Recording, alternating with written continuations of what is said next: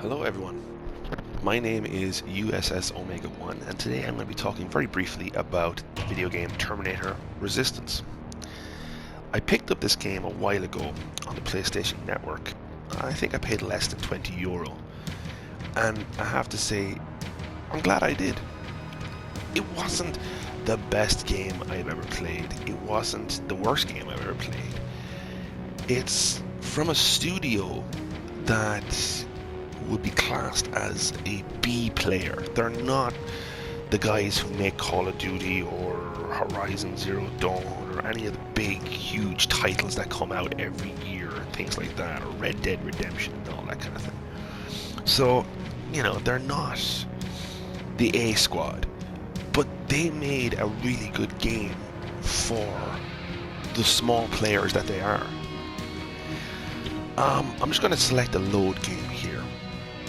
And I'm going to go into somewhere back here.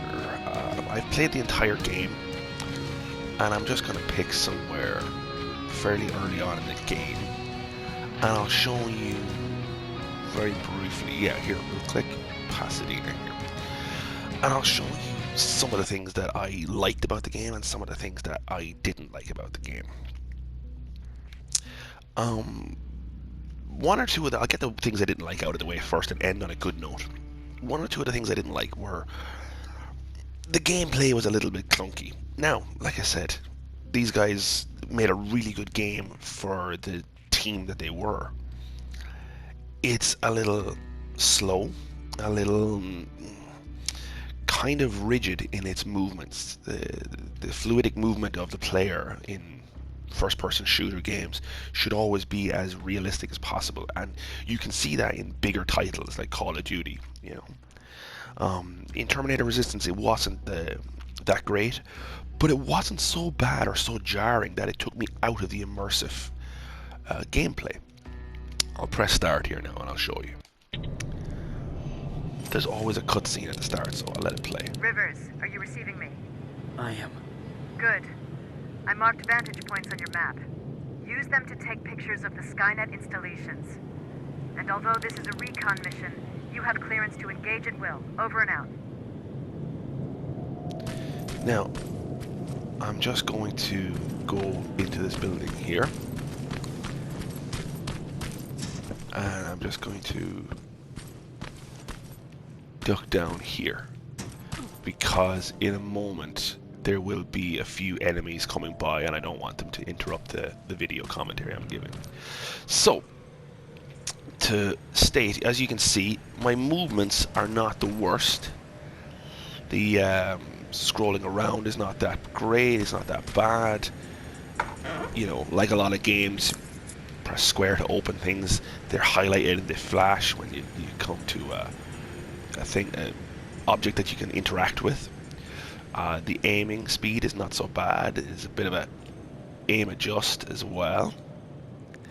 But it is a little, from here to there, you can see it's a little off. You have to slowly move to get that correct aiming. And I wish it was a little bit tighter, a little bit sharper. But that being said, you can see the breathing movements. Now, for somebody who's fired guns in real life during my time as a reservist in the military, that's really good in a video game. I love seeing that. I love seeing that sway that comes in the game. As you can see, I can engage targets. And that beautiful sound that you get from the old movie is there. And that's one of its most redeeming features. That's the only thing I didn't like was the movement. Everything else is gloriously fantastic. I love the fact that you have to scavenge for materials like this, these trade resources of chocolate bars or instant potatoes or medication or whatever it was, and it's money that you can trade with at the resistance base. I love the fact that you can scavenge enemy equipment and find electronic parts and energy cells and even Skynet chips that you can use to upgrade your weaponry. I love the sound of those weapons.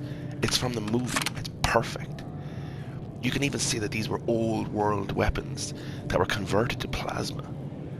I love the red dot that's on it because, again, it's from an old world gun that was adapted to the plasma rifles that humans would have taken from Skynet to fight in the resistance.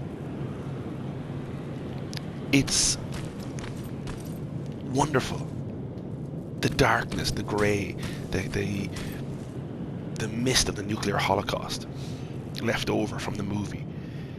It feels like I'm back in the 1980s in the Terminator movie. The enemies are enemies that you hadn't seen before. This scout drone that I had destroyed were ones that we hadn't seen in the movie. But I think, in fairness, that's something that the video game creators were right to do. Skynet would have had these kind of smaller drones flying around. They would have had the spider walkers that you'll see when you play the game that have miniguns instead of laser weapons, because there would have been bullet factories left over from the nuclear apocalypse that Skynet would have taken over.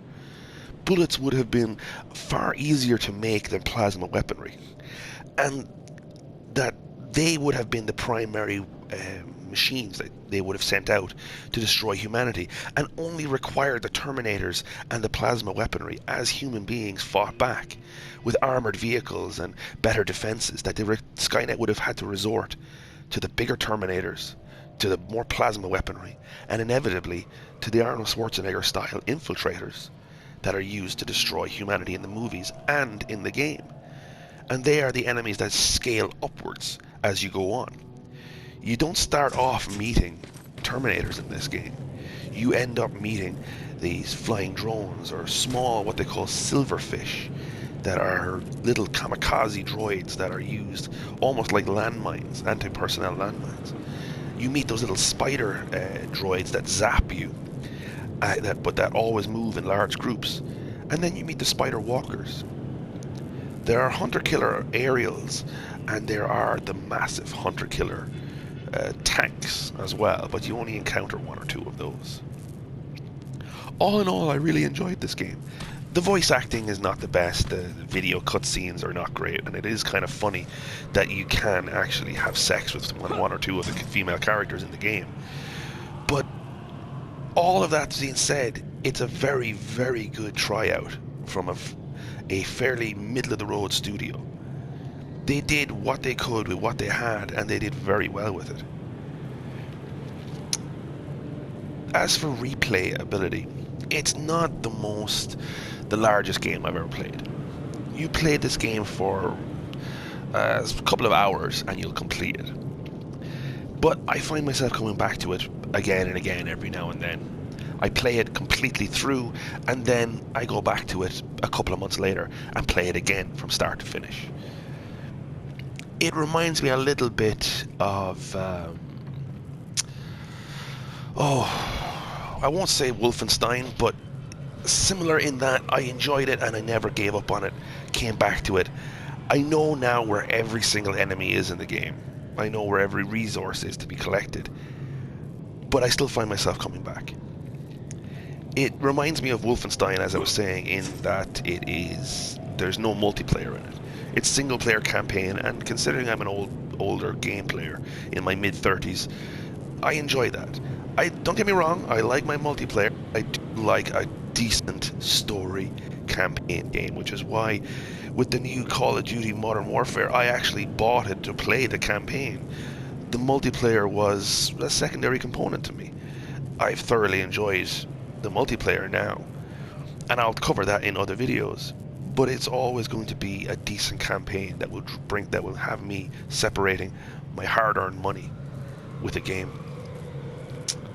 And there you are.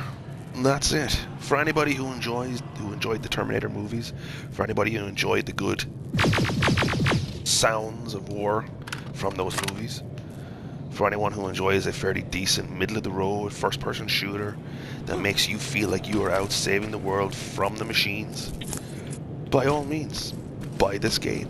It's not overly expensive.